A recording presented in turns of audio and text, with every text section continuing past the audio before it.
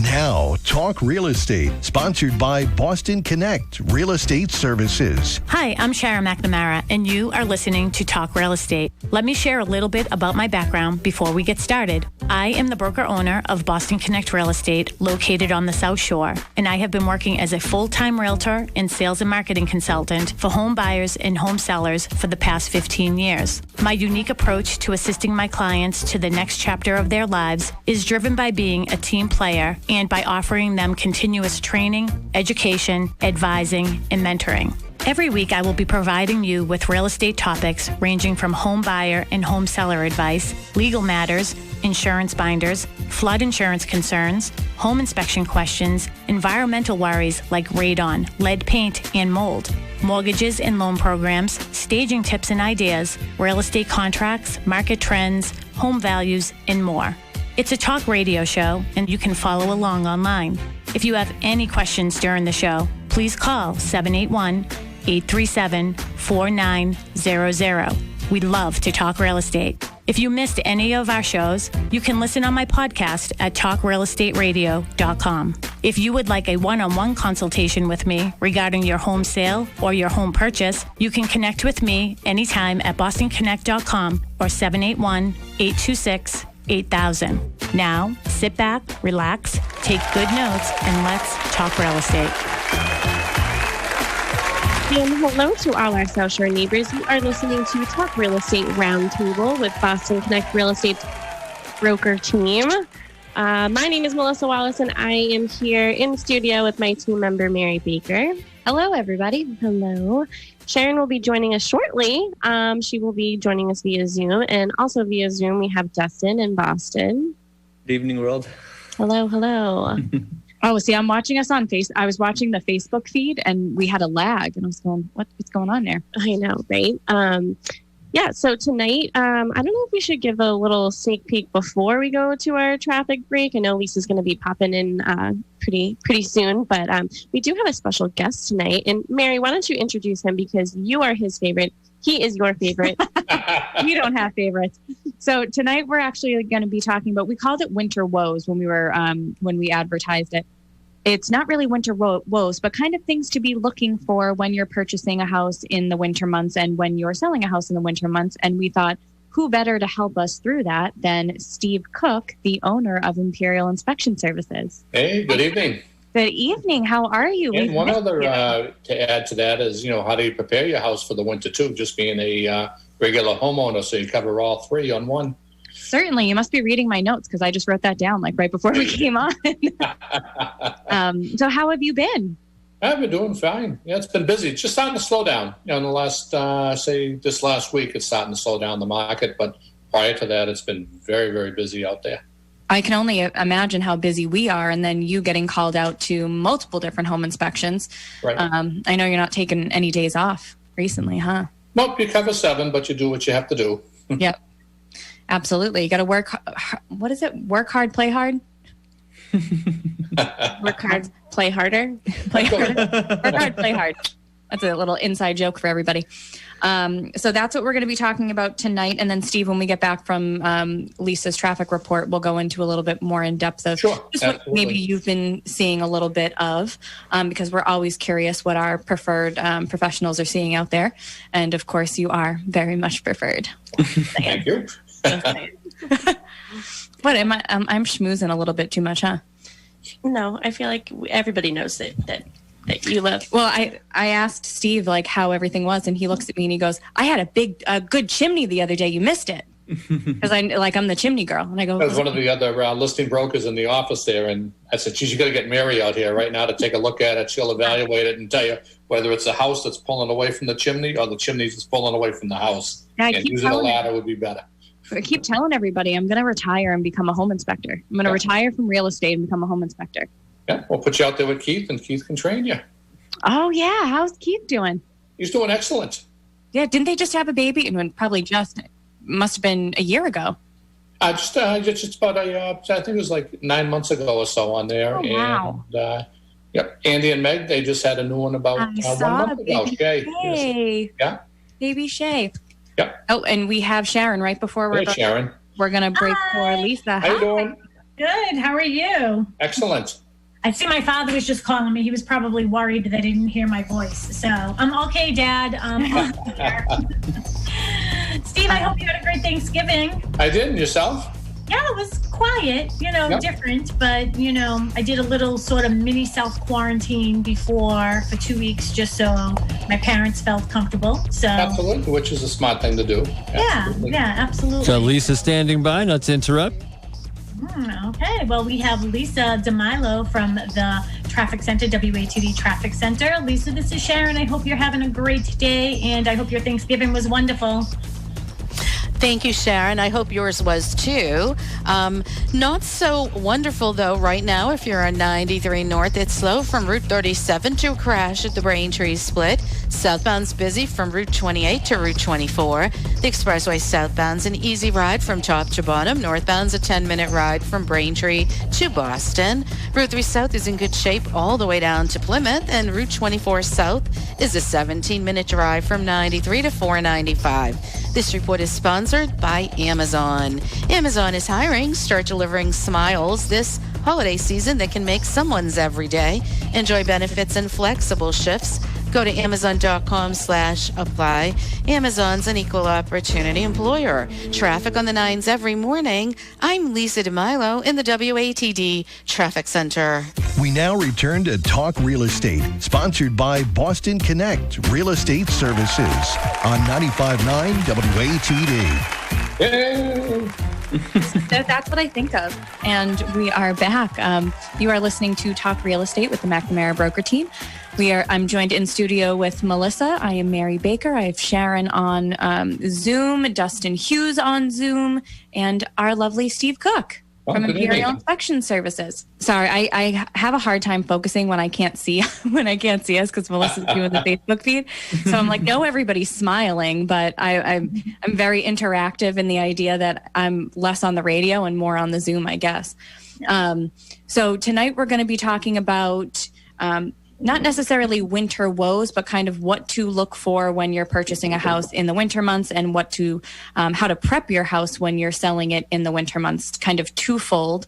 So we have Steve joining us just to kind of give the perspective of, we see a lot of things from a real estate perspective, but what does a professional say when they're walking through your house, who knows all of the systems and what to be looking for, the good, the bad, the ugly. So Steve, just for everybody who, obviously all of our listeners know you very well, but why don't you just tell them a little bit about yourself, just to give a brief intro back to who you are. Sure. Just been inspecting, homes professionally since 1982, and along with home inspections, we've been doing radon inspections, lead paint inspections, Title V, and insect inspections for wood-boring insects, termites, carpenter ants, things of that nature. And been doing that since '82. And we have a satellite office in Braintree, and we have a main office on Cape Cod, and we perform inspections 7 days a week. And we have 3 other home inspectors, one being Keith Johnson. We have David Edgren and Jay Bowie. And also on staff is Scott Sheehan, and he does all the coordinations with advertising and radon pickups and setups and water samples. Oh, I had no idea he did advertising too. Yes. I didn't know you did water samples. Wait a second. Yep. I didn't know you did water samples. Did I know that? Yes, we've talked about it a couple times on the show. But most of the time it's in Plimpton and Carver. Yeah, because is Plimpton all wells as well? Yeah, Plimpton and Carver is 100% well water there, yes. I knew that Carver was. I didn't know about Plimpton. And I honestly didn't remember that you did the water inspections too. Yep. So, Steve, I don't know if you've been on our show since we sort of decided we're doing it more like a roundtable. So it's just sort of having a couple like bright ideas, and then each, everybody just sort of like pitching in on what their thoughts are.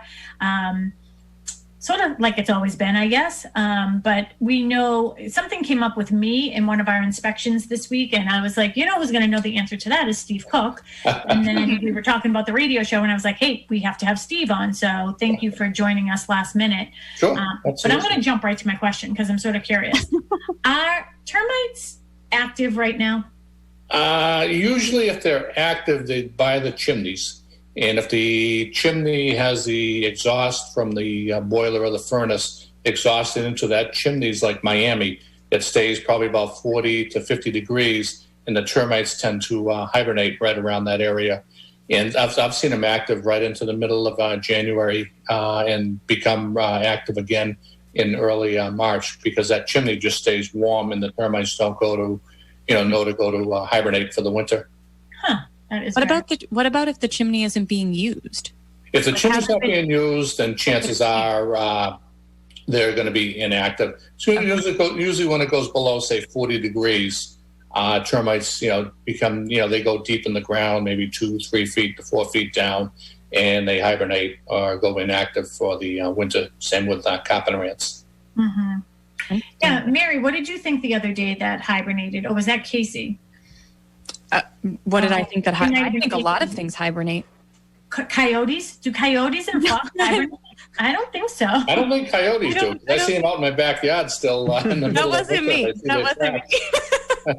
For the record, I saw a coyote just on Gorham Ave just the other day, walking by me. So I knew. Well, if it's that close to you, it's probably rabid. Stay away. Seriously. So let's get right into our topic. Again, it's sort of winter worries, winter woes when purchasing a house in the winter time. And last year we were very fortunate, Steve, as you know, with the winter weather and snow. We didn't have a lot. I think that the Farmer's Almanac is predicting the same thing for this year, and I definitely believe them. So It'd be great, yes. I'm going to go with that. Or I'll have Mark buy another plow, because he bought a plow last year and then we had no snow. So that worked out perfectly. There you go. Push some stuff around in the backyard with it. Exactly.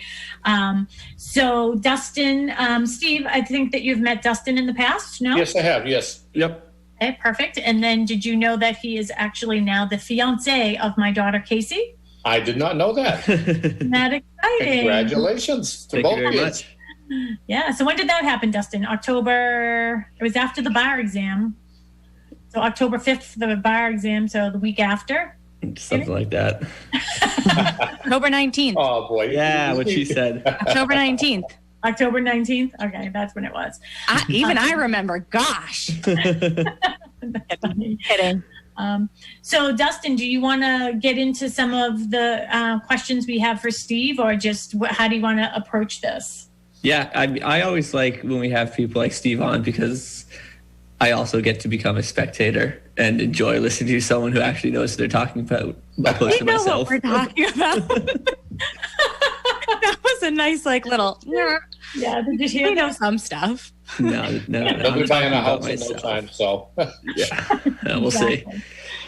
But so really what I'm getting at there is that this is just as much Steve's show as anyone else's. So whatever he needs to talk about, feel free. And yeah, probably the number one thing, because 37% of all homes, the pipes tend to, first burst in the basement if you don't take care of, winterizing the home, meaning shutting off the outside watering faucets or the spigots outsides, and then shutting them off from the inside area.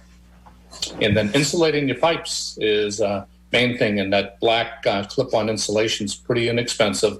And by clipping that on the pipes will kind of give you that little safeguard, especially if the temperature in the basement or if you have a crawl space in the house will help prevent any of the pipes from freezing during the colder season.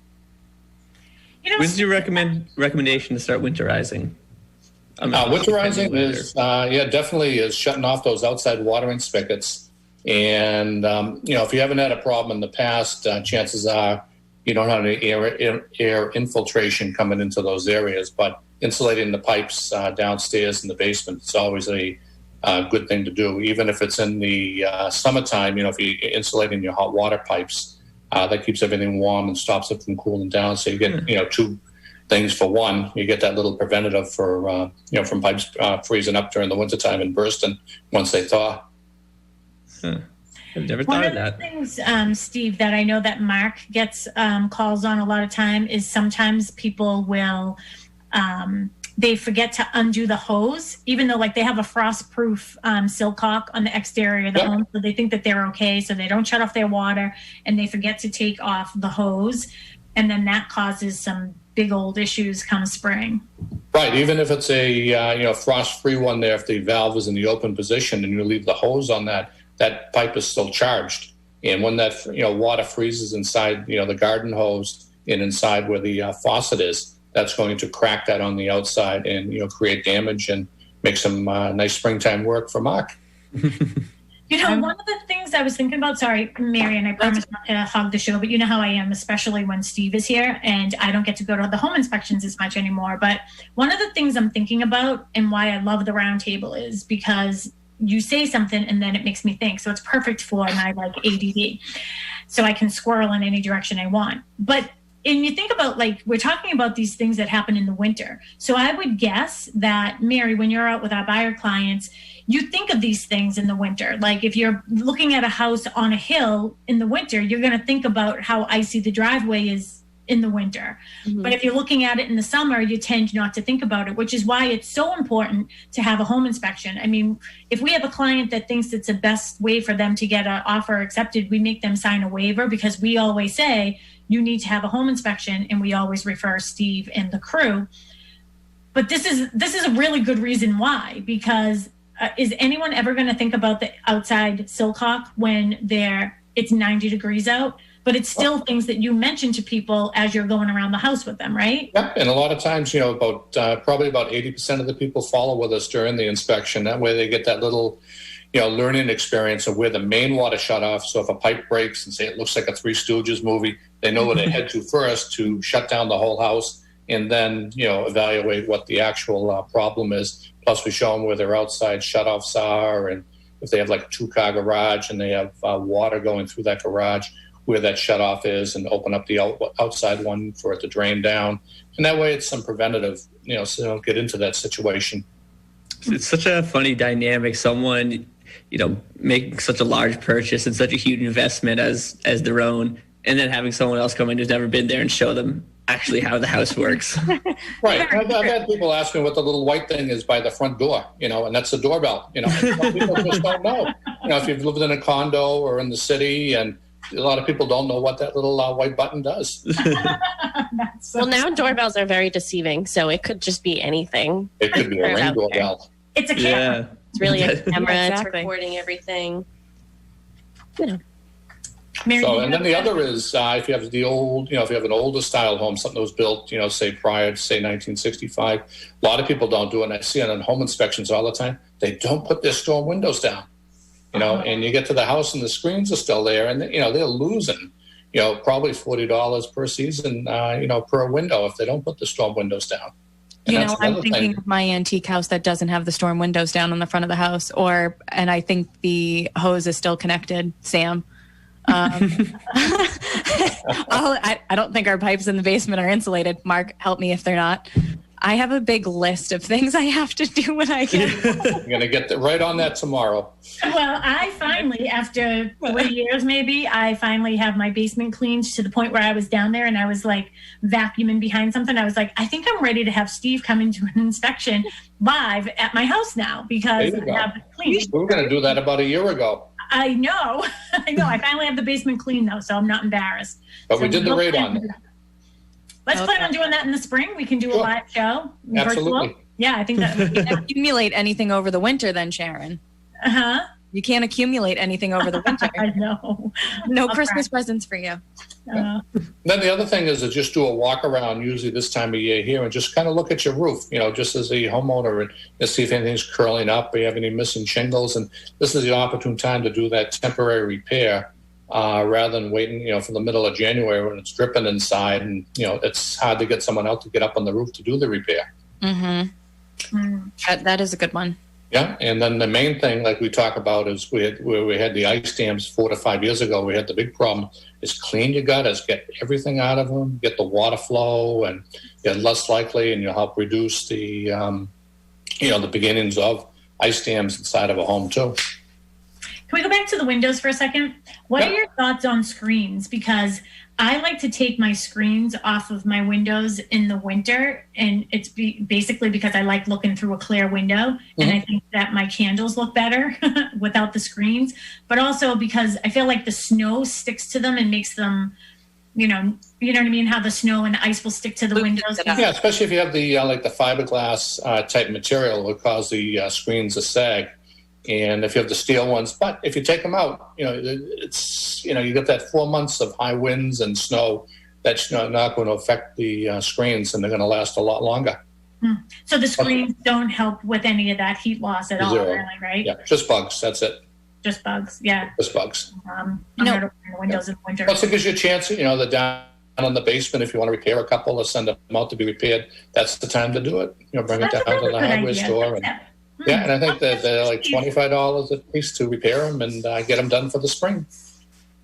Donna Bagney does them too, by the way. She did all the ones for the office. Yep. I didn't know that. Yeah, she made all the screens. Yeah, she did them all herself. Yeah. Handy girl. Well, so the storm windows, I don't even know if some of them are like, the old part of the house was built in the 1800s. Obviously, the storm windows weren't around in the 1800s. I have no idea when they came around, but they're jammed into place. Like, they don't even kind of go up and down anymore. Right. I don't think my window's open anymore. Yeah, so sometimes you got to unscrew all those teeny little Phillips head screws from the outside, take the storm window off completely, bring it in the garage or downstairs and start working on it to, free it up.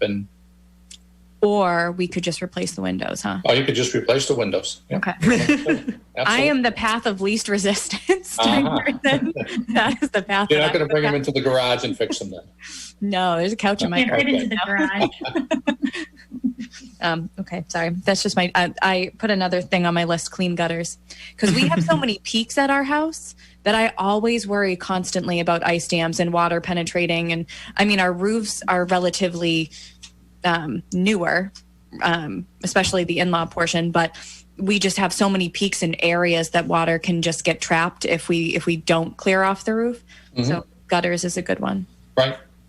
And then the other is trees. Look at the overhanging branches. A lot of times if the branches are, say, 6 feet above your roof, as soon as you get a snow load or ice on there, those branches are going to come down. They're going to stick to your roof. And then if you get a windy day like it was today or the other day, it's going to start tearing some of your shingles off the roof and damaging your gutters. So you want to get those trimmed back. And plus, you find that the rodents and the animals don't use that like the Zakin Bridge to come over the animals, too, right across the branches. So you always want to get those trimmed at least 6 feet minimally away from the home. You don't want a lot of overhang anyway, because even in the summer, that might cause mildew growth or. Yeah, if you're trying to grow moss on your roof, that's the best way to try to do it. Yeah, keep it nice and shade, no sun, a lot of moisture. Absolutely. Yep. Don't do any of that. We're just talking about roofs a little bit too, and I know we'll get into Mary's favorite topic about how to know if someone has insulation or not, enough insulation in their roof area or in their attic. But with the roofs, one of the things Mark actually did some Christmas lights on the building, and I was like, well, how do you get them to stay up there? And he's like, I'm not putting screws and nails and everything else into the roof just so you can have Christmas lights. So do you see a lot of people doing that? And that will probably cause damage, right? Because water can then penetrate in. Because sometimes I see the nail coming, when we're in the attic and you can see water staining around the nails. Right. But most of the time, the water stains you see around the nails, that's just from condensation in the attic and not from, someone penetrating it, putting up Christmas lights or holiday lights. But they do sell clips, which you can clip on the gutters and you can clip on the trailing edge or the drip edge of the roof, which will hold your lights up there without damaging your roof too.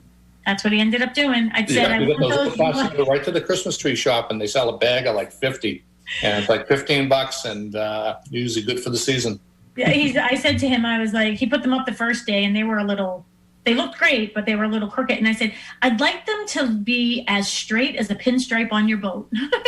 So they got back up there. You're going to put a B and an R on the top of the roof of the building, right? Yeah, exactly. I just learned so you said drip edge earlier. I just learned what that is. Because we didn't have them on the older part of the house, and we just had some trim replaced. Sure. So can you explain what a drip edge is real quick? A drip edge in most cases is a piece of aluminum that runs along the outside edge of the roof, whether it be on the gable side of the house or above the gutter area, and that kind of gives protection of the wood that's below that, so water doesn't get into it. The older homes, sometimes they take a piece of cedar shingle, which is similar to like the siding. They turn it around backwards, and they do a starter course with that along the edge of the drip edge, right by where the gutter is. Interesting. And that'll help, stop any water from getting underneath that first course of shingle. Interesting. I thought it.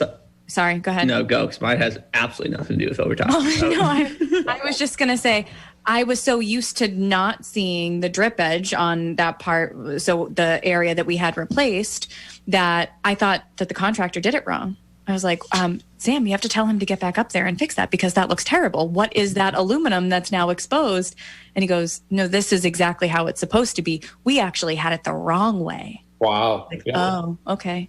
Yeah. Well, that's good to know. So now I have to stare at it all the time. And a lot of times on inspections, some people have done it themselves on the drip edge. Instead of letting the shingles overhang the drip edge by a 1/4 inch to a 1/2 inch, they cut it back, and you can see the edge of the drip edge. So when it hits that piece of metal, water goes right underneath the roof.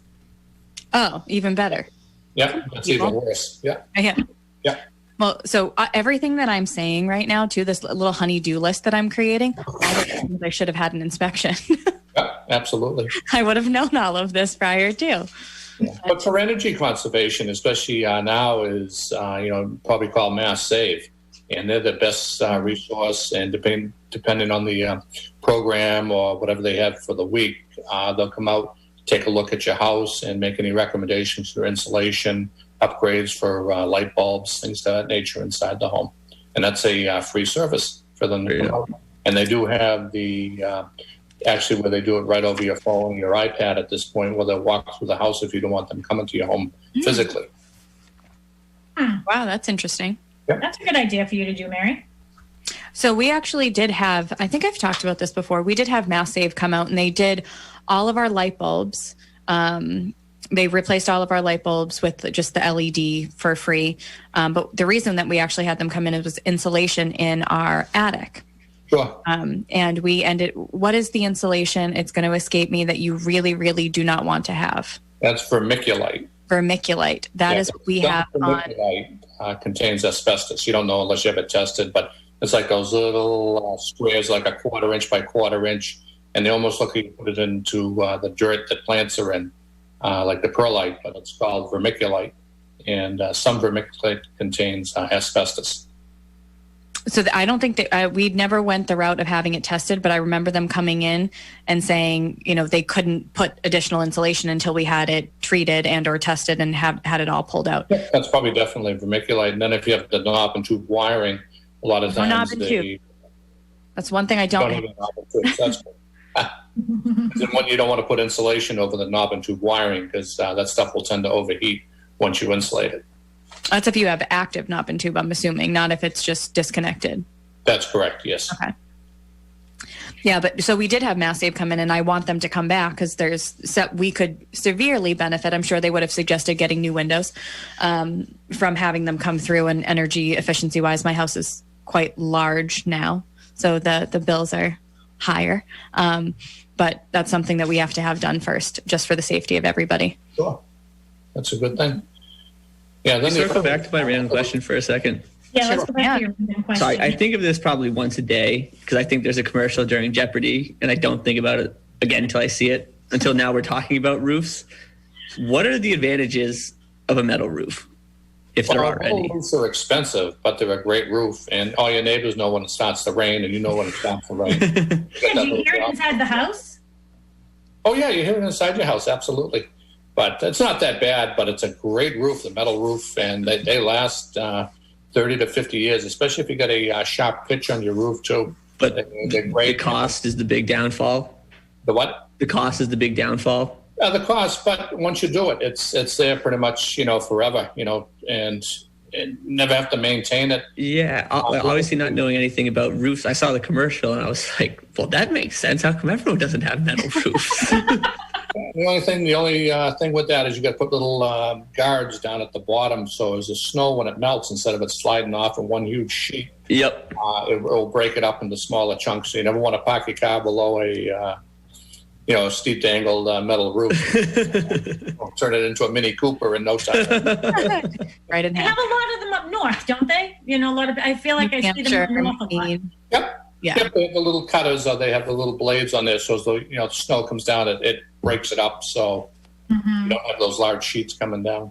One thing for sure is Steve's one-liners. My goodness, I can tell Dustin hasn't heard many of them, so use them all tonight. Well, my favorite is when we're actually with clients and we're going through a home inspection, and he'll make a little side comment joke, and they look at me with these tears in their eyes and absolute terror. I'm like, no, he's not serious. It's not. He's just joking with me. There's not going to be a monsoon of rats that are going to come out and steal me. If you see me run quickly behind me. That's what you want to do. Absolutely. I've only seen you do that once. Yeah. They're like, we should leave. I don't like this. And then the other great thing during the winter time is not that we're having, we didn't have that much snow last year, is marking your walkways, your flower beds and things like that. So you don't go taking the snowblower and running it right across, next year's growth that are coming up. Or if you have stones in there, all of a sudden, you ruin your snowblower, going over the top. Or if you have a plow service that comes by, you don't want them, taking out your walkway or, digging up your garden with the blade. So at least you know where to push all this stuff to. Okay, so I have a funny story. You ready for it? Okay. So, Mark, we had a lot of snow one year. I mean, plenty of years. We've been married 28 years. And he was out snow plowing one night, and it was dark and windy. It was just he was all covered with ice and everything. And it was miserable out.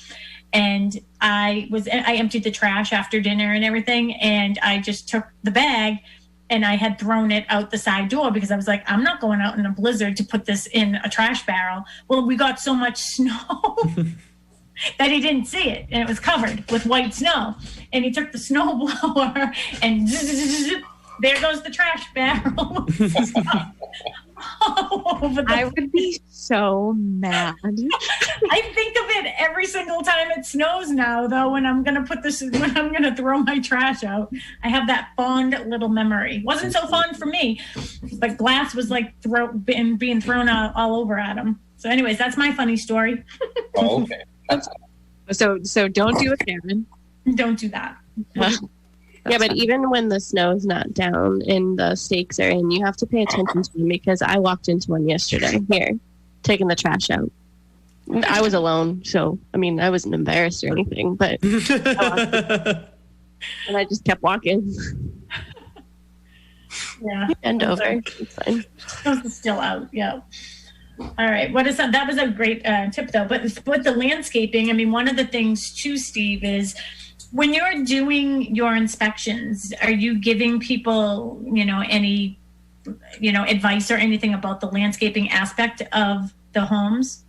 Oh, sure, yeah. And the main thing is the wood soil contact, because a lot of times over the years, the mulch, tends to build up along the foundation, and all of a sudden you find a situation where the siding is sitting in the ground, and that kind of makes an attraction for, termites and carpenter ants. Like on Alyssa's house in Marshfield, remember that years ago, where that front wall was sitting right down on the ground, and we were just, pulling termites out of, the ground there.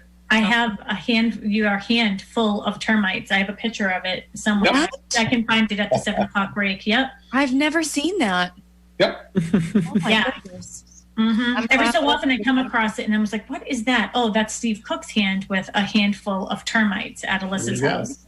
That's actually one of the first things that I notice when I walk up to a house. Very first thing. I think I'm better almost exteriorly than I am internally. Mm-hmm. You and chimneys. Leaning chimneys is your thing. Yeah, that's why I usually route around, right? On the chimney, if it's one that's set in the ground, that's why I always tend, when we go around the inspections, is to route around a little bit where the chimney joins up with the house where the soil is. And usually if termites are there, they'll be active in that area. I feel with termites too, we just had a situation on one of our listings where it came up in the inspection. This is an inheritance, the house. The woman grew up there. That's our client, and obviously hasn't lived there for years, has her own family and everything, but termites did come up in the inspection. And I think the person who's more surprised about there being termites, other than the buyer, is the seller, because termites is, don't you agree? It's just one of those things is, if you know you have termites, then you definitely do something to get rid of them. Right, and you don't know unless you have an inspection, or you put your foot through the floor, and that prompts someone to come out there and take a look and say, "Geez, you got a termite problem, and you got a on the floor too. This needs to be fixed." And that's happened. Mary's Betty Boop heel was stuck in a. We just sold that house. I told that story to the buyers as we were walking out the back deck. I was like, "Oh, I'm gonna miss this house. I put my heel right through that board right there." Not that board, because they replaced the whole thing. Oh, so. Yeah, but like, it was right there. Yeah. That happens. It's like that wall that was out that house when I first met you, Mary. It was years ago. I pushed on the front wall in the house. Oh, yeah. And that whole wall almost fell out of the house. That was the only time I ever remember you saying, "Nah, I don't." There was 2 times. So it was that, and you said, "Okay, maybe we shouldn't all be in here." And then there was one bathroom, and it was very tiny, I remember, and we had all kind of crowded into the bathroom, and you took your big poker and you poked right through the floor, and you go, "Maybe you should back up." Listen, I'll stand in one spot at the same time. Like, are we gonna fall through? Already inspected the basement. We have to go down there again. Yep. All of you are already sitting down there through the new entrance from the back. Could have installed an elevator instead. There you go. Just a dumbwaiter, up and down. We don't want to scare our listeners. Again, everybody, you are listening to Talk Real Estate Roundtable with Sharon McNamara and the McNamara Broker Team here on WATD. If you have any questions for us, Ben is in studio, so we can take calls. We're live tonight with our one and only good friend, Steve Cook from Imperial Inspection Services, 781-837-4900, 781-837-4900. And we're also on Facebook Live right now, so you can find us probably everywhere, Mel? Yep, everywhere. So Pembroke Connect, and any of the Connect pages, Boston Connect Real Estate, McNamara Broker Team, we're everywhere. All right, send us your questions if you have any questions. It doesn't have to be about our topic that we have tonight, but we do have Steve here, who is the best of the best when it comes to inspections. And I know that because I said it. So I believe it. We've seen him in action and it's our show, so we can say whatever the heck we want.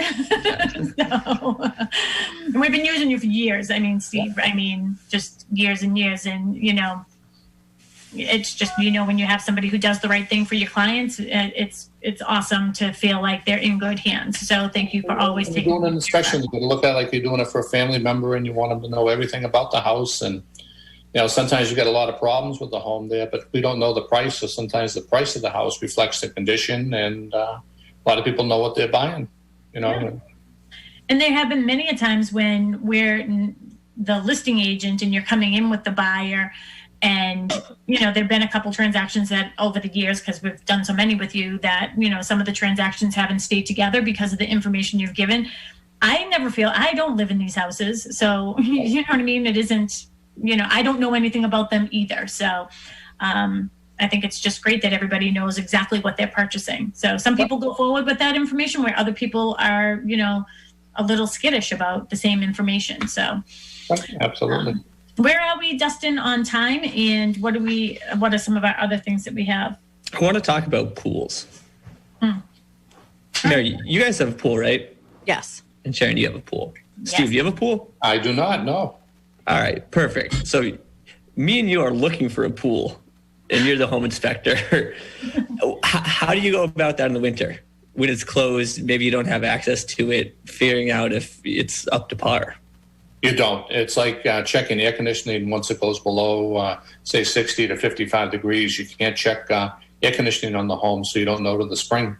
Or you take the cover off the pool in your instance. You can't tell whether it's gunite or it's a liner or what you have going on. And the same thing comes into play during the summertime when it gets above like 85, 90 degrees. We can't realistically run the heat inside someone's home, so we can tell you, geez, you do have heat, but how well or not well it works, we're not allowed, we can't ascertain that. Well, Mary, why don't you talk about like some of the things that you maybe can put into an offer in regard to a pool if you can't, inspect it in the wintertime? Yeah, so this is something that we kind of I think experience, just because of, the winter months, and just how do you protect yourself, trying to figure out what the best way to do that is. Putting it in an offer that you can inspect after the fact doesn't really hold much weight. But at the end, we can ask that the seller represent that the last time upon closing the pool, everything was functional, that it was a gunite pool or it was a liner pool, so that if anything happens over that time, no, the buyer isn't really protected. But the seller has represented to the best of their knowledge that, yes, as of the time I closed the pool, everything was in working order. And then if you find out such that it hasn't been opened for 5 years, you do have recourse in a sense. But also suggesting finding out all of the pool company's information, the person who's maintaining it, looking for, how old the pool filter is, when it was last replaced, if it's a sand or DE or diatomaceous earth. Yeah. Yep, all the different types. Just the more information that you can gather about those systems, even a heating system in the winter. When was the last time it was serviced? Who was it serviced by? Who's, have you had any parts replaced? The more information, the better. And that's really, that's the only recourse, not really, in my opinion. From a seller agent perspective, this is the other fun thing, Steve, is I always play the seller and Mary always plays the buyer. And I think that it's really important, if you are thinking about putting your house on the market, it's too late now for this year because everybody has their pool closed. I always suggest, if you know that you're thinking about putting your house on the market next year, take a bunch of pictures, take video of the pool running, take video of, the pump running. Everything is time stamped now when you're taking these videos and these pictures. But I think the best advice too is, if you're one of those homeowners who tends to close your pool yourself, I would hire a company to close the pool, give it a full, whatever inspection. Get a report. Yeah, and get a report. Yeah, just for the real estate transaction. Yeah, I was going to say that's a really good tidbit thinking about it. When you have It's a way to features. prevent a lot of headaches down the road, or a lot of questions, or a lot of mistrust, misinformation from being passed along, certainly. Mm-hmm. Absolutely. Especially if you're going to make the decision to sell, say in the winter, knowing you have a pool, knowing that's going to be a feature that people are looking for, putting yourself in the best spot to ensure everything's accounted for. Mm-hmm. I find that a lot of the most challenging time to do a home inspection too, especially if you've had a fresh snow or something like that. You get to the house, you can't inspect the roof. You can look at it from the attic area to say, geez, it has leaked in the past or it's leaking today. But, looking physically at the shingles, looking at the grass, the ground, the walkways, the driveways, it's just tough during the wintertime because what you can't see, you really can't, inspect or comment on. Mm-hmm. Which is another good reason why people should be taking pictures and, getting all that information together, so at least they can show this is what it looked like. I mean, anything happens over the winter anyways. Gremlins could come in. And actually, that's a question. You mentioned AC units and that they can't be inspected either in the winter cold months. What are your thoughts on people putting covers on those in the winter?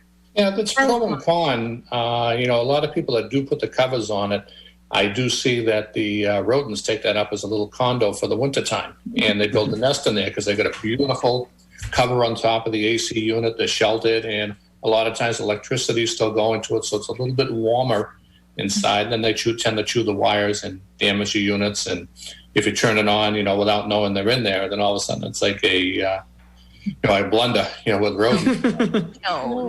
Oh, yeah. The mice are in there and they're like, ooh, look at this nice felt blanket, Yeah, like your car. Most of You're them, in your car in the wintertime. Yeah, most condensing units are designed to just leave them uncovered and let them go like that on the outside. Plus, a lot of times if you cover it, depending on the manufacturer too, that keeps all the moisture and it stays damp in there. Never gets a chance to dry out. So a lot of times you get a lot more corrosion and rust than what you normally see if you were to just leave it open to the weather. Wasn't that what happened with the water heaters? Wasn't there a time, like sometimes I still go into these houses that have these like humongous water heaters and they're all padded? Yeah, like insulated. Yeah, insulated. The old Sepco systems, the big 80-gallon brown tanks. Yep, they used to rent those and they used to insulate them. But you don't suggest that people insulate them anymore, right? They must have their own insulation inside. They're so well insulated. The older ones, if you were to take your hand and put it between the hot water tank and the insulation, you'd feel how warm it is inside there, and that's all the heat loss should have. And you have that 80 gallons you're trying to, keep warm 24/7. Mm-hmm. The best thing today that they came up with are on-demand systems, which is great. Oh, Steve, the next time you buy the office, Mark just put a new heating system in the office. You have to check it out. It's beautiful. Absolutely beautiful. Now, Dustin, how are we doing on time? Are we at our 7 o'clock break yet? Or We got about 30 seconds. 30 seconds. All right. Well, we have 30 seconds. You, again, are listening to Talk Real Estate Roundtable with the McNamara Broker Team. We are sponsored by Boston Connect Real Estate. And we have Steve Cook from Imperial Inspection Services with us this evening. So any questions that you have after the break, we'd love to hear from you. 781-837-4900. We will be right back.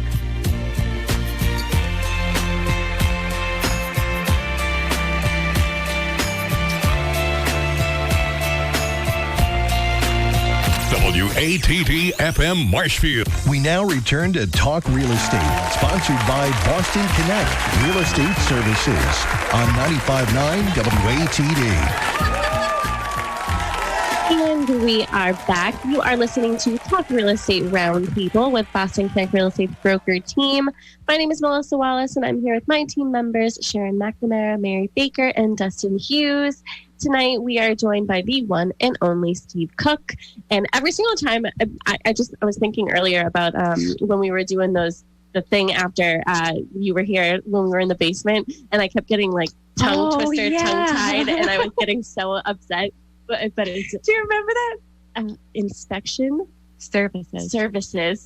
I do you remember that we did like a little podcast? Imperial inspection. Oh yeah, when we did the podcast.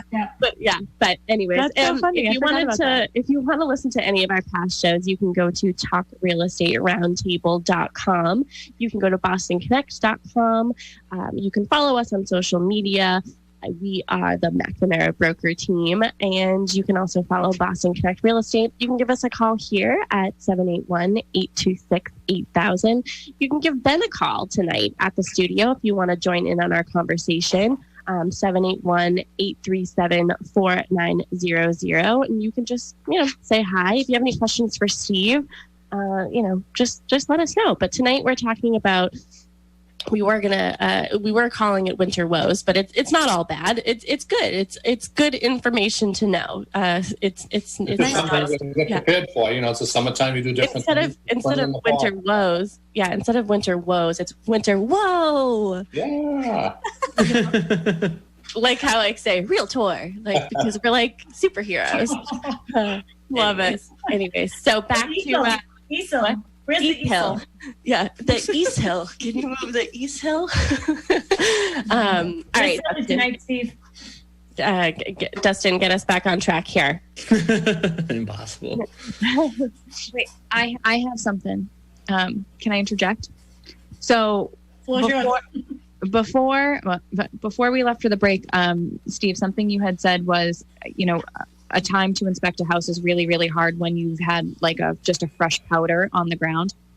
A couple of things I was thinking of, you're talking about the roof, the foundation, and that's a big one. So I worry about cracks in the foundation when there's snow on the ground.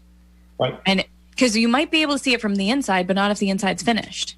Exactly. And it all depends how deep the snow is on the outside too. If a lot of times, most houses you see 6 inches to 12 inches from the bottom, the siding to the, ground. So if you do get, a few inches of snow, that's not going to impact, being able to view it on the outside. And, if it's finished off on the inside, at least you get the outside view of it. But, the inside kind of tells the tale a lot more than the outside, because you have the front steps, the porches, and everything that joins up, and you just can't see behind those areas. And that's usually suspect if you can't see. Well, that's a big one too. Like you just mentioned front steps, the front steps pulling away from the house. We see that all the time. All the time, yeah. And if you're not able to really look at that. And that's that's the second most common area that you do find wood rot and wood destroying insects, is where the front steps or, brick steps join up with the house. And then the other is a lot of times on the decks where they build up, the wooden decks in the back, is a lot of times they'll put flashing, the deck settled, so you have that gap between that first board that touches the house, and it just accumulates in there with all the water, ice, leaves and stuff, and just kind of sits there and causes the siding to rot, and then just kind of feeds on itself from there and makes an attraction for bugs to get into that too. It's surprising to me, Steve, how much of that we actually do see. Like that's a big one. I think it happens more often, and it's problem. Do you think it's because homeowners just take it upon themselves to build their own decks? Yep, that's what you see a lot of the times, and some of them are in pretty good shape, and someone just doesn't have a clue. They started watching the YouTube video, and their computer died, and they just never got the last few sessions on what to do. They had a couple beers while they're doing it, and they're like, this is too hard. We're going to flash it. Yeah. Who needs these extra steps? That's funny. Put the beer can under that. We'll prop it up for a couple of weeks. We're selling it anyways. All right, ladies, what other questions we have? While we're talking foundation cracking, this doesn't really have to do with winter woes, but explain why you don't want to see a horizontal crack, but like your spider cracks and or your vertical cracks, depending on where they are. Why? In most houses on a regular foundation, it's common to see up like a half a dozen cracks going up and down, and up to say a 1/16 of an inch. It's not uncommon to see that. Once they start to creep toward the 1/4 of an inch, and larger if they're going up and down, is if it's a new house, you really want to watch it because you don't have the test of time. If it's an old house that's been around for 40 years, chances are it's probably stopped settling if it's only like an 1/8 of an inch to a 1/4 of an inch. But on a new house, it's say like a year old, and you see something like that, it's really suspect. So at the next stage, you got to get someone in like Crack X or Crack Team to repair that, and you kind of use that as a barometer, whether or not it's moving or not. But when you're buying a house, you just don't have that luxury of the test of time to see what's happening. Mm-hmm. But, if you go in there and you see the crack that goes up and down, and the foundation, if you run your finger across it, and one section's closer to you or one section's out, that's a real problem because the foundation's actually shifting. And then the other is if the cracks go left to right on the foundation, you don't see it too often, but that's really bad. That means and you hope you never do. And for some reason, the foundation's undermined, or a lot of times you go to an area where you have like the marsh or soft ground around there. When they built the house, the weight of the concrete compressed into the soils down below. Sometimes if there's, moss, or, say they dug out the hole too much and then the guy backfilled it and didn't allow the dirt, to set again. So you put all that weight on it, the foundation will tend to compress into the soil, and that causes the problem. But usually left and right, that's not a good way to look at a house. Sometimes that's the best way to look at that is in your rearview mirror as you're driving away to the next list.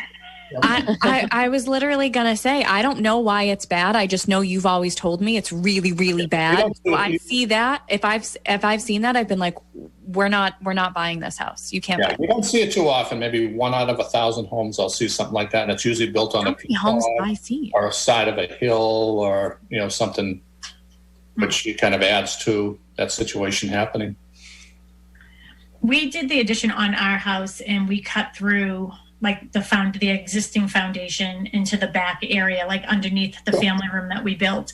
And that's where we moved the oil tank to back there, and the heating system is back there. And we've been cleaning back there. I really hadn't seen that back wall behind the oil tank in a while. And I noticed like it almost looked like a patch, like on the foundation. And I asked Mark, I was like, did we have a crack in this foundation at one point and it got patched? And he's like, what are you talking about? And I pointed at it to him, and he said, no, that's from the different pores, I guess, from the cement. Yeah, you can always tell how many concrete trucks came out there. So as they're dumping the concrete into the forms, the color may be a little different from concrete truck A from concrete truck B. And you see sometimes those lines going down at an angle. Yeah, that's exactly what it's doing. Yeah. And sometimes, a lot of times, the forms, if they have, the forms will leave an imprint or a discoloration on the foundations too. Yeah. I don't know if he's listening or not. He's downstairs, but I was like, I don't know if I'm going to believe him or not. So that's another question for me to ask Steve when I Well, see he him. just texted me and said that's okay, and that's exactly what it is. So. Perfect. One of the things that Mary had brought up earlier when we were talking about the different topics, and I thought that this was a good one, and I don't even know if you can really answer it 100%, is when you're doing radon inspections, first of all, can you just explain to our listeners the different types of radon inspections, yours versus the canister? Yep. And in the winter, do you feel as if you could potentially get a higher reading based on a lot of snow cover or frozen ground? Right. If the ground is frozen or you got a good snow cover out there, if radon is present, it's usually going to be more elevated than, say, in the middle of August or July during the year. Because if you think of radon gas, it just kind of permeates up through the ground, and if you give something that's going to lock it in, it's going to, tend to, filter towards, say, your house. And then, a lot of times if it's a negative pressure house, the air is drawn into the home. Like when you turn on, say, the fan above the, above the stove, if it goes to the outside and it's a nice powerful one, sometimes that will create a negative air pressure inside the home. Same with bathroom fans, if you have 2 or 3 of them going on inside, and that will draw air into the home. Can you tell our listeners a little bit more about the different types of testing that there is and a little bit more about radon? Sure. There's 2 ways of testing. One is electronically, and they'll set a box inside the house. It's probably about 12 inches by 6 inches and 3 inches high. And what it does, we set it, and then we come back after 48 hours and we plug a laptop into it or a portable printer, and it'll print out the results. And most machines will give you an hour-by-hour readout, and then it gives you the cumulative, what you're looking for the results. And a favorable result would be anything 3.9 or below. Once it hits the magic number of 4.0 and they measure it in picocuries, that would be considered elevated, and it'd be highly recommended to put a mitigation or reduction system in the home. The other way of testing for radon gas is either with what they call liquid scintillation or charcoal cans. And device is placed in the home, has to stay a minimum 48 hours. It's sealed up, then it's either brought to the lab or you put it in the mail. And once the lab gets it, they test it, and they'll let you know what the reading is. And a lot of times you have 2 or 3 days to play around with. After the test, both tests are fine as long as they're placed and set up properly and sealed, before you put it in the mail. Both are going to give you proper testing. Just the only thing with the machine, you get a physical readout, and it kind of gives you a chronological event of hour by hour. So let's say if someone disturbs the machine, 4 hours after it's inside the house, or the kids go downstairs and play with it, it will register on the machine that something was done to it. Either it was tampered with, it was moved, it was unplugged. And then a lot of times if you get a consistent reading, and this is with the machine only, of say like 1.4, 1.7, and all of a sudden it goes 0, 0, 0, 0, someone's opened the door or ventilated downstairs. And then those type of tests, we can't say, geez, it's a true test. It needs to be done again. What I was curious about was, so one of the office policies that we have at Boston Connect Real Estate is that I request that our agents do not pick up the radon canisters for their clients. They can meet them there. If they're doing the machine, yeah, you can do that for them. But I always worry about like a false reading of some sort and something maybe coming back from a liability standpoint. But if you think about it too, I mean, those little canisters, I'm not saying anyone would do this, but I guess I watch a lot of Dateline in 2020. So I think that there's always some type of people not doing the right thing.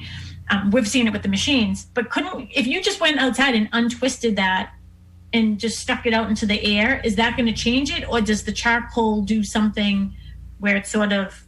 That's going to, negate or lower the reading a little bit.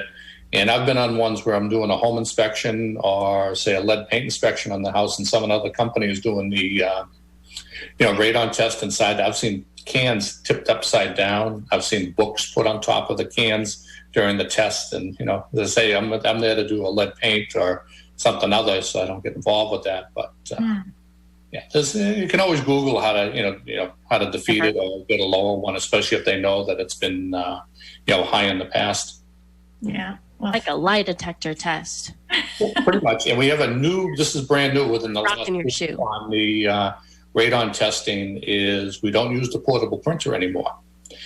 We plug a device in there called an air console that goes into the same machines that we have, and that connects wirelessly to your cell phone, and the results are uploaded to your cell phone, put in a report type setup, and emailed or text out at the time of the pickup.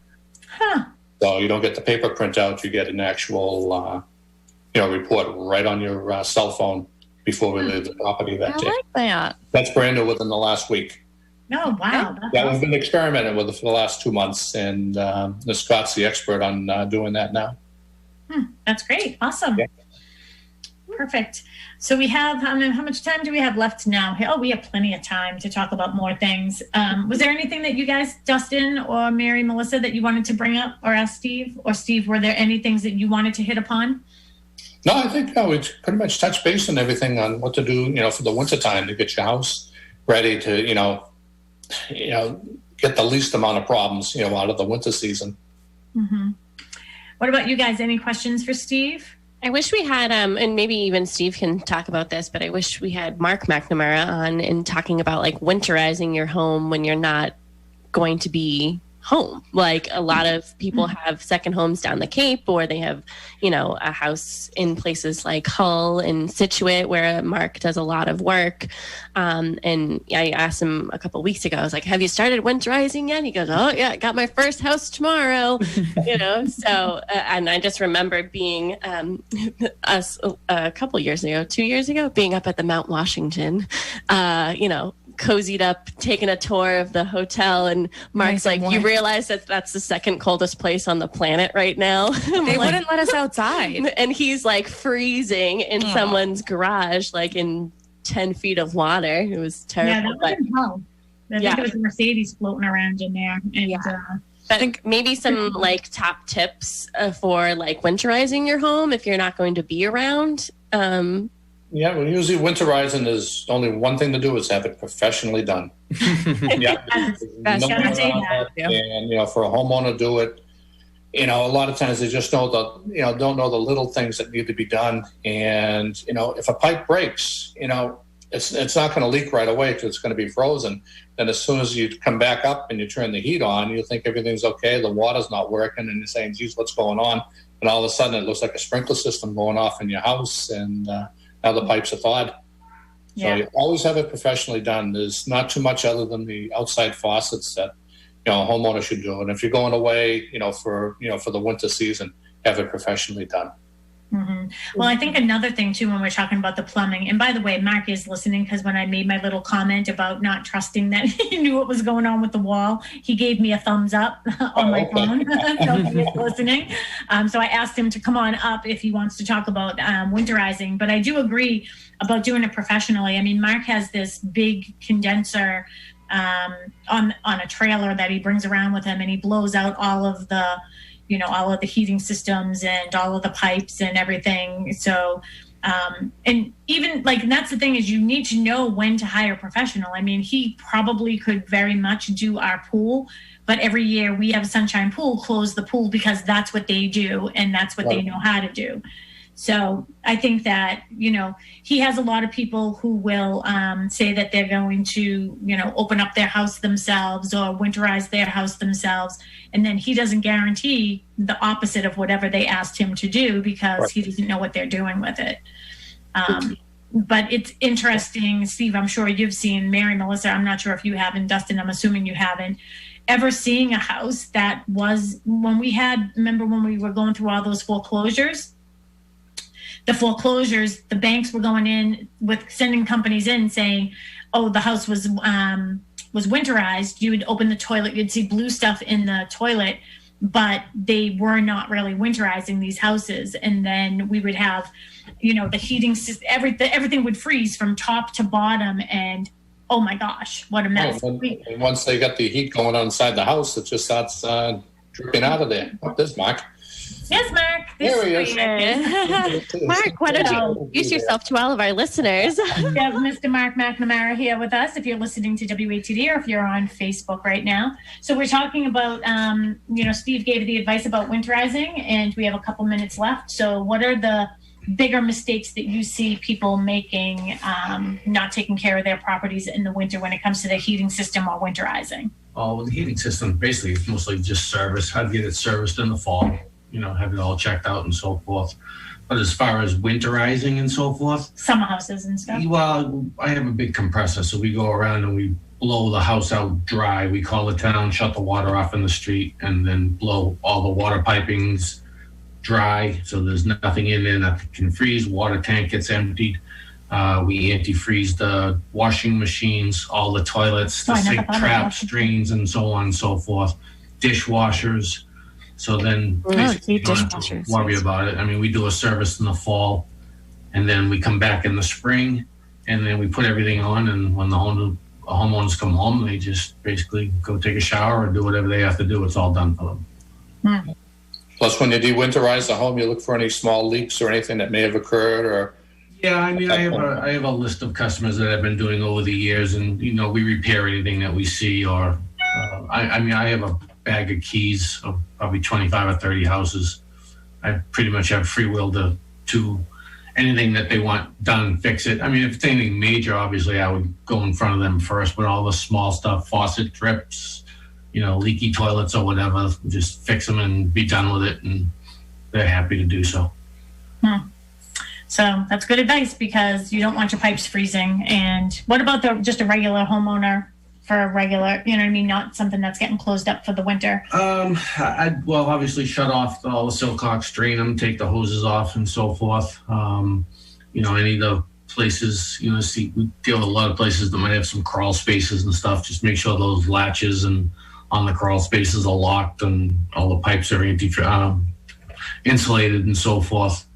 Some of these houses that were summer homes, all of a sudden they become winter homes, and they just think everything's, hunky-dory. But, you just got to insulate some of the cold areas and stuff and get those drafts. The deck that got enclosed, right? But Steve, you notice those things when you're doing the inspections anyways, right? Oh, sure. And you can see where it's been problematic, and all of a sudden you see, copper pipe, and you see a piece of, PEX pipe or a shark bite or something like that. That's an area that's been repaired before in the past. And usually if it's toward the outside, that's where it froze up and someone did a repair on that. So, that area possibly could be problematic again. We did have a 5-minute bell. Just so everybody knows. I do have a little bit of a sneak peek that I wanted to get in there before we. So I just have one other thing to say, just to let Steve know. I used the word Estabrook in a sentence yesterday, just letting you know, because that's something that he taught me. So, but yeah, Melissa, before you get to your sneak peek, I want to make sure that Steve gets an opportunity to tell our listeners how they can get in touch with them. If you're buying a home, or if you're thinking about selling a home in the spring, I think you should be doing a home inspection. So Steve, how can people get in touch with you if they would like to do that? Sure. The best way is to give us a call directly. It's 1-800-440-1141. Again, 1-800-440-1141. You can talk to Paula in the office, and she's there 7 days a week from 8 o'clock to 6 o'clock at night. Or you can reach us by way of our website, which is imperialinspectionservices.com. And also on the website, there's a lot of material there talking about like that vermiculite insulation, asbestos, lead paints. There's a lot of reading material that you can look at, before too. Perfect. Awesome. And we'll have all that information for our listeners if they need it. They can get in touch with us easily too at 781-826-8000, bostonconnect.com. And Mel, why don't you take away your sneak peek that you have for Kristen Howlett? Yes, so Kristen Howlett, who is a full-time realtor here at Boston Connect Real Estate, has a brand new listing coming on tomorrow in Bridgewater.